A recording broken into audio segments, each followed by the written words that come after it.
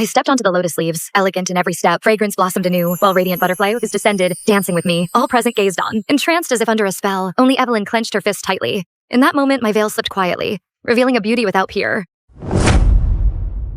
Hurry, that's her. The pearl Her Highness desires is within her body. Split her open, retrieve the pearl. Take this to report to Her Highness. There, look at the heart of the sea. There is yet another survivor. I saw with my own eyes as my sister was slain. Since you are reluctant to leave, then remain here for all eternity. Release your arrows. Slay her. Leave no soul alive. Sky-darking arrows tore through the air. I plunged desperately into the water, fighting for my life. Arrows skimming the surface shrieked with piercing sound. I dove beneath to the hidden reefs. The voice of my sister echoed in my ears. Seraphina, you must live well.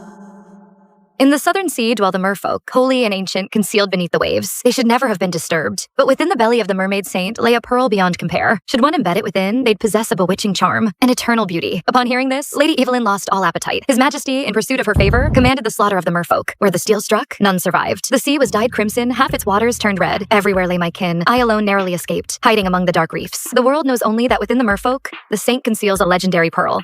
Yet none know that among this generation, two saints emerged at once. One possessed an enchanting beauty, yet her flesh and blood could nurture venomous creatures, and that one was me.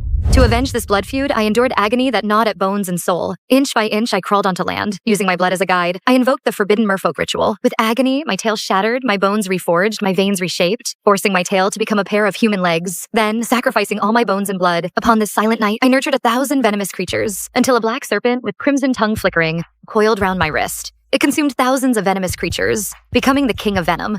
From that moment, after 3 months, I mastered the art of venom. Battered and wandering, I made my way at last to the capital, disguised as a palace dancer. With a pouch of pearls formed from the tears of merfolk, I exchanged for news of the emperor, Charles's whereabouts. As moonlight washed the shore, I walked upon the water, my toes skimming the rippling waves, blooming at every pace. As if skimming atop waves, fragrant aura wafted all around, carried aloft by the breeze, drawing colorful butterflies to seek the scent, circling in celestial dance, lingering endlessly. Charles stood transfixed, watching for a long while, until my dance concluded. Turning, I inadvertently met his gaze. My heart jolted in fright, hurriedly slipped on my shoes, preparing to depart, yet he called out to halt me. Stop. Are you a palace dancer? This dance is extraordinary. I've never witnessed such. I feigned unfamiliarity with his features, all hatred concealed beneath that mask. In response to your excellency, this is a dance from my homeland. Very few have ever seen it. Homeland. I can't fathom what hills and rivers could nurture such a dance, so otherworldly. Your excellency, there is nothing but ceaseless sea wind. However well I danced, only the wind witnessed. No one understood. The wind doesn't understand. But am I not standing here, watching? A hint of fragrance drifted near, and the air grew softly intimate. Now that you've found a true witness, why do you not dare to raise your head? I glimpsed awe in Charles's eyes, a marvel passing through them. Then he spoke with gravity. Her Highness delights in the dance. Soon comes her birthday. Perform this dance in celebration for her. I feigned ignorance of his true identity, knelt down upon the ground, crying in fear. I did not know you were His Majesty. I beg your forgiveness. Charles waved his hand. Rise. You are forgiven. Do not disappoint me and her. Thank you for your grace. Watching Charles's retreating form, I moved my finger slightly. A tiny venomous creature burrowed into his skin. The next day, news of the Emperor's encounter with a dancer by Swanmere spread through the harem. There came a knock at my door. The visitor was a matron unfamiliar to me. I was brought before Lady Evelyn. Inside Radiance Hall, she sat resplendent in silks, her hair adorned with pins, alone atop the high dais. It was for a single mermaid pearl that she killed my whole clan and slew my sister. Upon seeing me, her face was full of disdain. She covered her lips and sneered. Such an unsightly thing, yet you dance for me? Before coming, I had already covered my face with numerous blemishes. She's quick to jealousy. Should my true beauty be revealed in her presence, a violent fate would follow. Your Highness, I shall veil my face during the dance. Never will I startle you. Enough, enough. With a face as yours, you can't stir any waves. Since it is His Majesty's will, I shall accept it. Evelyn waved her hand. The matron at her side led me away. Just as I departed, I met Charles, newly arrived. A hurried glance revealed that I looked nothing like I did last night. Yet the unique fragrance was unmistakable. He knew well it was my means of survival. A spark of anger kindled in Charles's heart toward Her Highness. I let a faint smile touch my lips. The smallest seed of dissatisfaction shall, in Charles's heart, burrow deep and take root, growing at last into a towering tree. When that day comes, all the glory and favor she enjoys shall matter not. The higher the climb, the more ruinous the fall. Back in my own chambers, I washed away the spots from my face. Evelyn Westcott, is it not your wish to possess an alluring body, a beauty beyond compare? I shall see that all your gains and all you long for turn to empty dreams, scattered upon the earth. Now, the black serpent coiled around my wrist. Soon, I shall be the first to send her beneath the earth to pay penance to my sister. On the day of Evelyn's birth celebration, the revelry was grand. Lotus blossoms covered Jadewater Lake overnight. The folk all declared it a sign of heavenly favor. Charles stood at the lake shore beside Evelyn. The gift your majesty promised.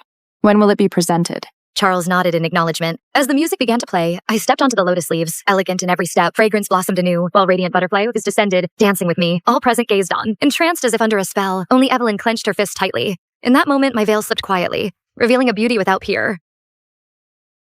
As the final note faded, the assembly remained lost in wonder until I sank to my knees before Charles. Seraphina Drake offers birthday greetings to your highness. May you two share deep affection, never parting from one another. Jealousy in Evelyn's eyes was almost tangible. May the realm of the Dominion endure forever. Blessing to its sovereigns. At some point, Charles had released Evelyn's hand.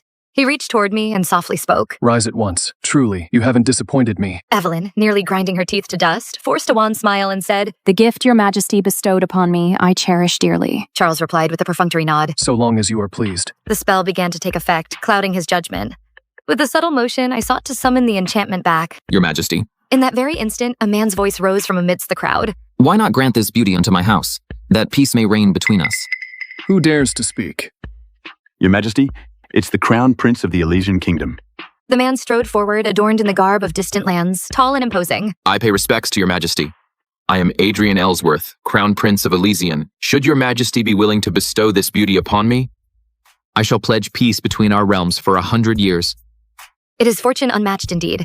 To exchange a mere dancing girl for the harmony of two nations, by any measure, a bargain beyond compare. Standing nearby, Evelyn added, Your majesty, surely to wed the Elysian as consort would be the finest destiny for this young lady.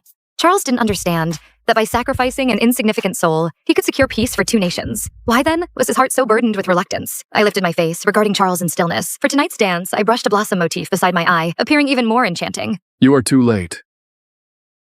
She is now a consort of me. Evelyn, wide-eyed in disbelief, cried out, Your majesty,